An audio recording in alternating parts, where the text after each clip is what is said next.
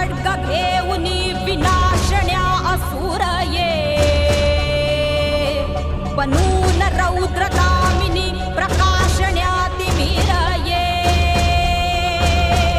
प्रतीक नारी शक्तीचे वैष्णवी महेश्वरी तुझाच अंश राहू दे सदैव माझ्या अंतरी आई अंबे